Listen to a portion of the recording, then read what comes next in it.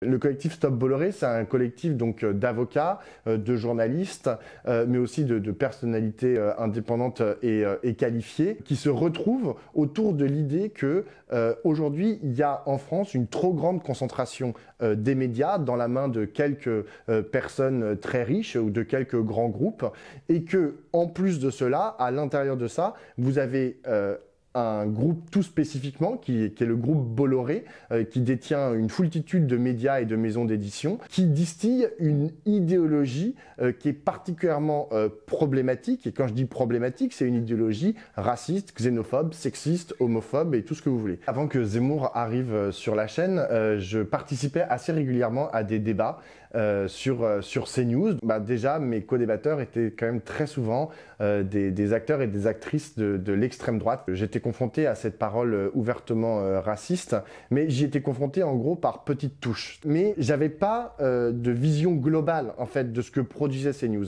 Et c'est exactement en fait cette vision globale qu'on essaye de mettre en avant à travers le collectif Stop Bolloré. Une étude quantitative et qualitative de ce qui est produit en fait sur CNews, notamment en ciblant tout spécifiquement Éric Zemmour, donc qui pendant longtemps, enfin pendant plus d'un an, a été un chroniqueur régulier, quotidien même, de la chaîne CNews dans l'émission Face à l'info. En fait, on a pointé toutes les fois où Éric Zemmour, dans ses émissions, tenait des propos qui n'étaient pas acceptables du point de vue du droit, nous semblait-il. C'est-à-dire que ces propos appelaient à la haine raciale, créaient de la fracture dans notre société, étaient ouvertement islamophobes, sexistes ou homophobes. C'est cette vision globale, à mon sens, qui donne une cohérence en fait au projet Stop Bolloré et qui lui donne aussi sa consistance.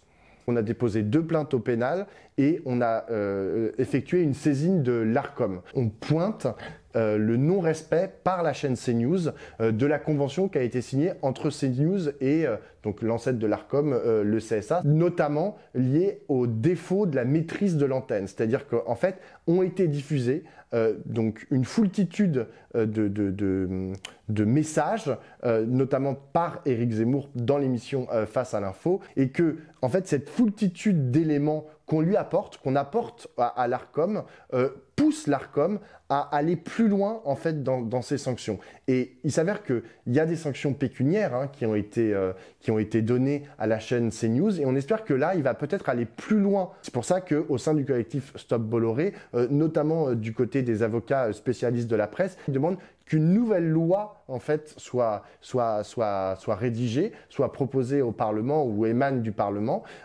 pour tout remettre à plat et donner en fait de véritables outils, de meilleurs outils au CSA, à l'Arcom, le nouveau CSA.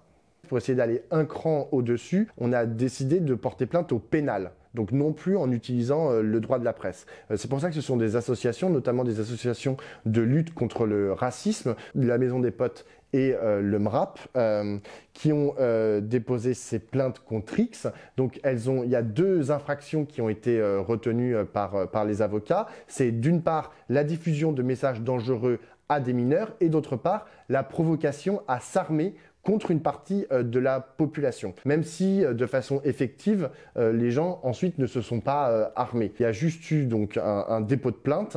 Il faut que le procureur s'en saisisse. Il a 3 mois pour s'en saisir et qu'il ouvre une instruction. Pour l'instant, on est un peu on attend, on est suspendu à cette décision.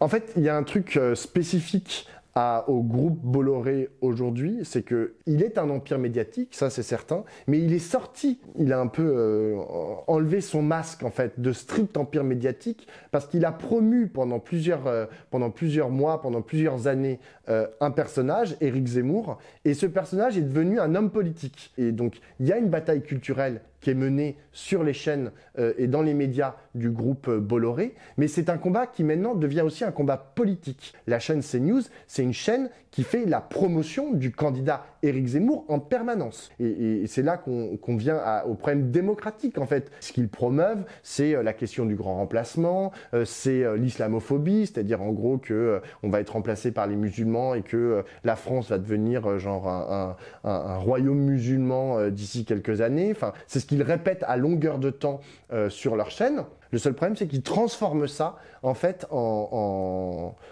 fait politique. C'est-à-dire que tout d'un coup, il y a un candidat qui va incarner parfaitement ce discours, qui est Éric Zemmour. Et c'est ce lien qu'on veut aussi dénoncer, ce lien entre, d'une part, une production idéologique éminemment problématique, car raciste, sexiste, homophobe, xénophobe et islamophobe, et d'autre part, un candidat à la présidentielle qui porte exactement ces valeurs-là.